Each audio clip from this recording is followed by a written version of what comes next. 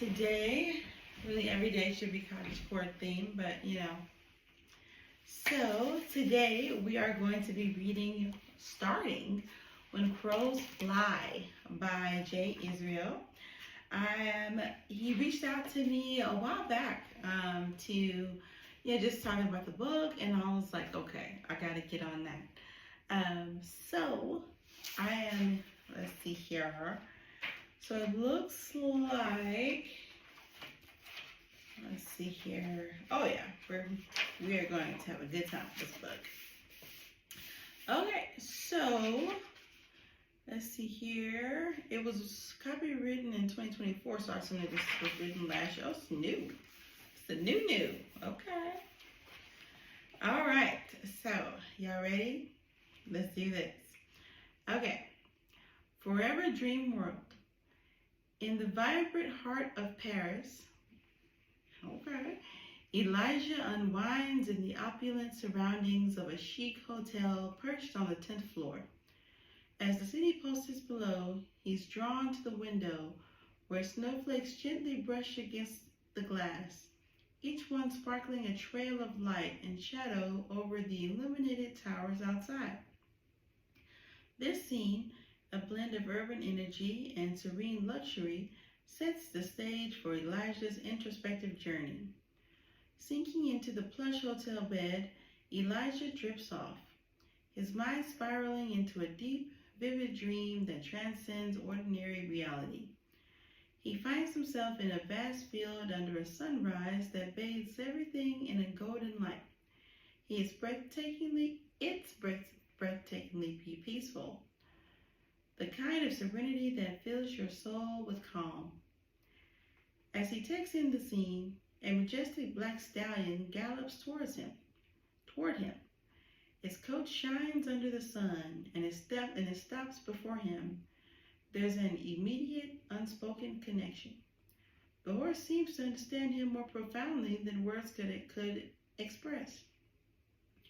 Confused yet intrigued, Elijah whispers to himself, questioning the reality of his surroundings. The air around him shifts as a figure approaches. A woman of stunning presence, riding a similar stallion. Come on, stallions. She stops beside him, her eyes warm and knowing. You're not just wandering through Paris anymore, Elijah, she begins, her voice enveloping him like a soft melody. Here, you touch upon the essence of your soul, which knows no bounds.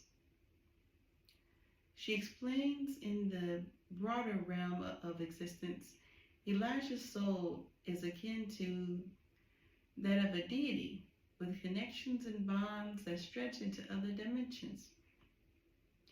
I am but one of your companions in this cosmic journey, and there are others, all intertwined with your destiny.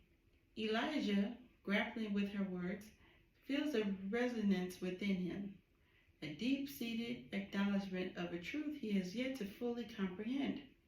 How can I be all that you describe? He questions, a mix of skepticism and awe coloring his tone. In every life, there are layers beyond the physical, she responds.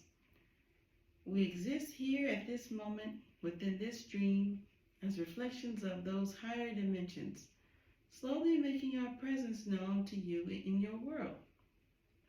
Their conversation continues as they ride through the dream landscape, discussing the nature of their eternal connections and the potential of their combined energies. It's a conversation that spans time and reality, leaving Elijah with much to ponder. Okay. As the dream concludes, the woman's parting words linger with him. Remember, every connection, every love, every moment is part of your awakening. Elijah jolts awake in his hotel room, the dream still vivid in his mind, feeling a profound shift within him. The city lights of Paris twinkle in the distance, a reminder of the world's endless possibilities. He reflects on the dream, now seeing subtle signs and symbols in his daily life that echo the truths revealed in his slumber. Determined to explore these new insights, Elisha feels both daunted and curious by the path unfolding before him. This is more than just a dream, he muses, staring out at the awakening city. It's a call to something greater. But what?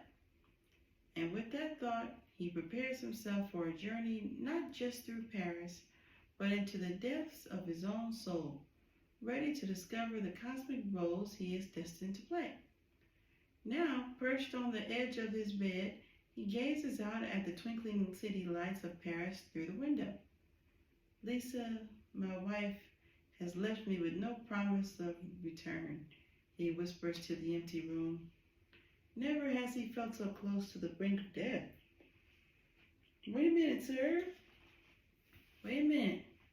Never has he felt so close to the brink of death as whispers of her reckless and wayward transformation echo in the recesses of his mind. Overwhelmed by a sudden wave of nausea, he stumbles to his feet and staggers towards the kitchen.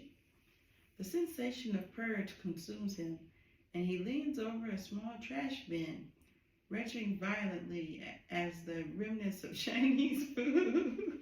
Not you drinking cheap liquor and eating Chinese food in Paris. Come on, sir. Elijah.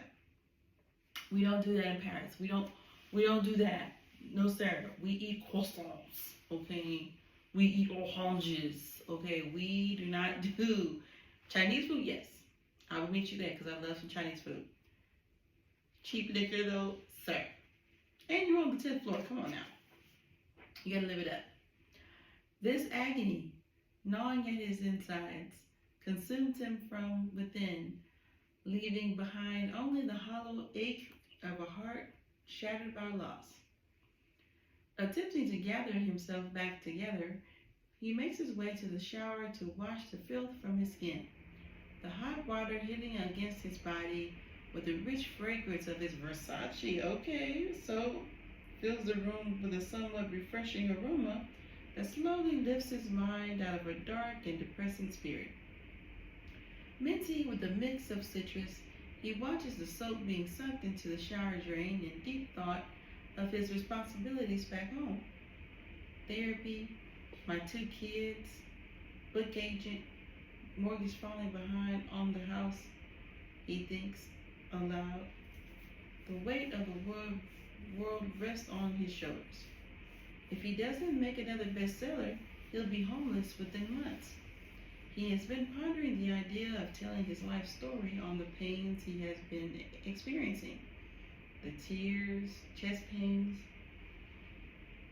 vomiting, and now an abnormal twitch near his right eye. Sounds like you are stressed. Revealing his hell could cost him all, though. Does he want the world to know his hell on earth? Leaving the shower, he oils his body in cologne fragrances, then oils his beard in the mirror. Okay, self-care, oiling your beard.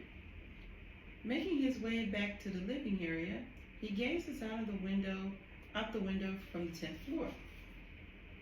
The soft snowflakes begin to fall and kiss the glass, creating a wintry canvas overlooking a magnificent view of Paris from so high. A black image swooping down past the window catches his attention. What the hell is this? He ponders quickly. A crow again at the glass. It is almost questionable if death is calling for him to embrace it. When crows fly, it usually symbolizes the death of something. Oh, I did not know that. Oh, but you know what? It makes sense with the title. Okay, it's coming together already. I like that. Abruptly, his phone rings on the nearby bed. He strides over to it, curious about the caller. It's his therapist, Sarah. With a steadying breath, he picks up the phone, his fingers tapping the screen to accept the call. Yes. Hello, Miss Sarah. He greets her in a calm, composed tone. Good evening, sir. I hope Paris is treating you well, she responds warmly. I just wanted to confirm our session together on Friday morning. Yes, of course. I'll be there, Elijah replied, trying to keep his voice steady. As she speaks, a peg at his balcony window interrupts their conversation. That persistent bird. He leaves the bed and approaches the glass, sliding the door open. A rush of chilly air embraces him, sending shivers down his spine. Wrapped snugly in his robe, he steps onto the balcony, his eyes drawn to something below. There it is, a distant ice rink, its surface alive with blurred figures gliding and twirling. From his vantage point, it resembles a swarm of bees in a graceful dance, tracing intricate spirals around the circle. A very high vantage point. I wonder if I could survive the fall. Sir, no. You have kids, okay? You have a family. He's lost in his thoughts, trying to find something good in all the mess. But the only bright spot he sees is his children. They're like beacons of hope in a dark place. Still, despite their light, he feels this heavy sadness building up inside him, like a storm waiting to break. His phone begins to vibrate. It's a text from his family doctor, Dr. Nilon. I gotta give it to him though. He's taking care of himself for the most part. He has a therapist. He has a doctor, a primary care physician, if you will. Like hello, my boy. I was told you are booked for your first therapy session. She comes from a very good military family. Don't fall in love because she's very beautiful. When you're back in DC, I want you to stop and visit me before your appointment. You could use a physical checkup anyway. Take care. Dr. Nilon's humor always manages to lighten the mood. But as for falling for anyone, that's the least of his concerns right now. Elijah has made a firm decision to seek help before things escalate to a point of no return. If this therapy doesn't work, he honestly doesn't know what will happen.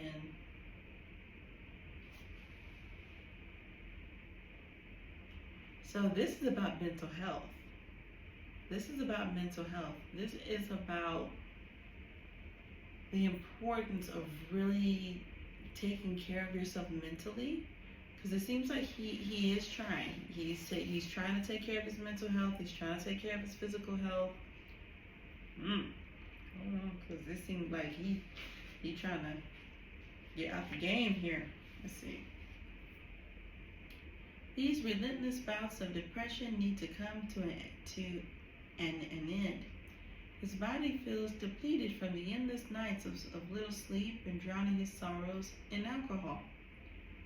Hence him throwing up in that trash can. He can't help but wonder if she's familiar with his work, his books, his poems, or even the latest film he had a role in. Oh, you famous. Well, then why are you struggling? Well, celebrities, struggle all the time. Sir. Okay.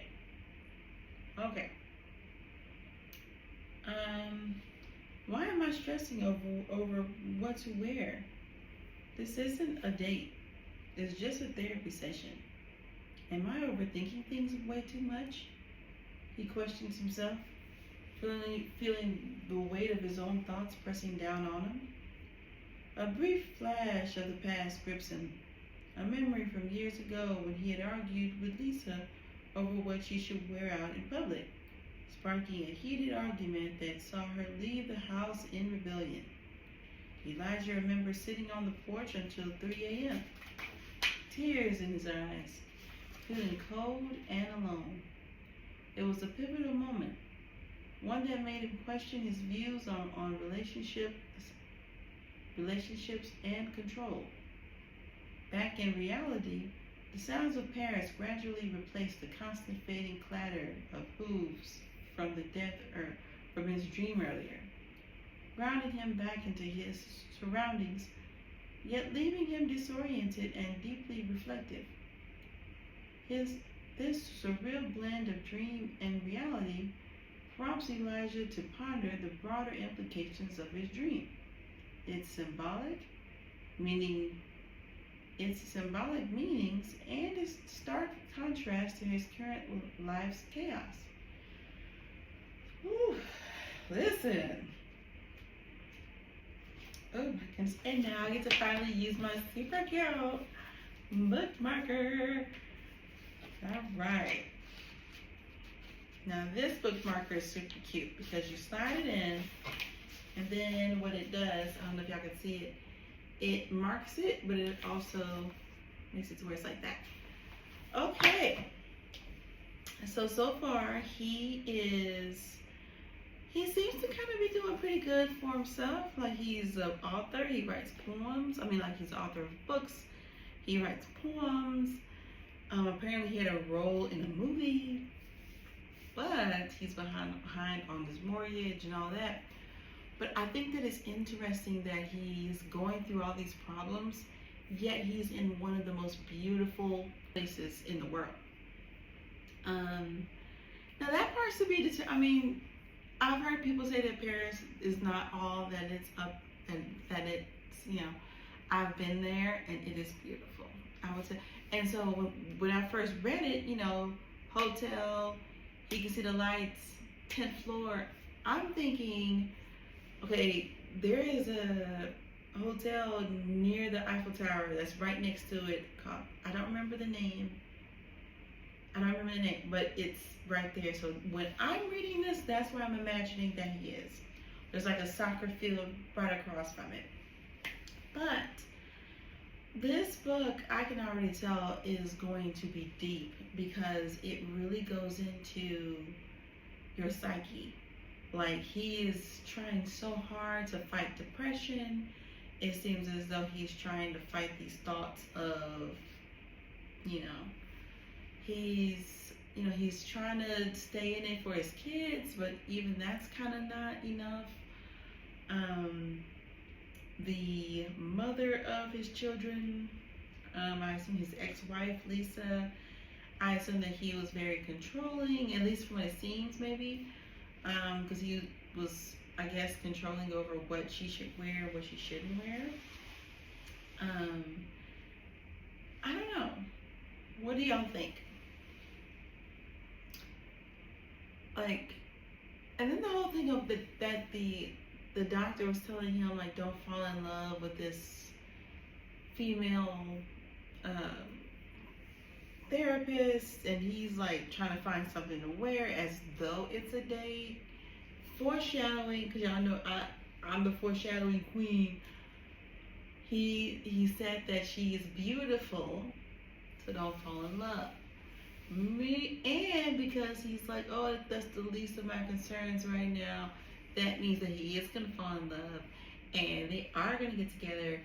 But if he's in France, that sounded so southern, France.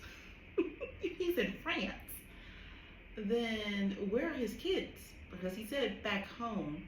Does that mean that his therapist is also in France, or does that mean that the therapist and everybody is back at home in the States? And he's just in Paris to visit. Why is he in Paris exactly? Because, okay, maybe he's promoting something. Like, maybe he's promoting like a movie deal, a book deal, probably a book deal, something like that. But this, okay. But no cheap liquor in China, or Chinese food is cool. We talked about that. No cheap liquor if you're gonna be in Paris on the 10th floor. But then I'm gonna have to remind myself that, you know, he's trying. I just wonder, like, what are you doing in Paris? I need explanations. Okay? So that's all for this time. But tune in next time, and we're gonna jump into chapter 2. I want y'all to tell me in the comments if y'all think that he is there to like promote a book, if y'all feel like he's there to maybe try to maybe move out there, you know, because it does seem like, I don't know, I just feel like he would be out there for a reason. And he also, the thing is, I feel like he's been to Paris before because he doesn't seem to be, you know, just not starstruck, but he doesn't seem to be like a typical tourist. A typical tourist is gonna soak in every minute of those Paris lights and Eiffel Tower, and they're gonna soak everything in. But he's so much in his thoughts and in his world that he's tuning all of that out, which makes me feel like this isn't his first time there. That's what I'm saying. And it is possible to be depressed even in the most beautiful places, the most beautiful circumstances, the most happiest circumstances, a park or amusement park or circus. Like, you could be sad anywhere. So be sure to like, comment, all the things. Tell me what y'all think. And I'll see y'all next time. Peace.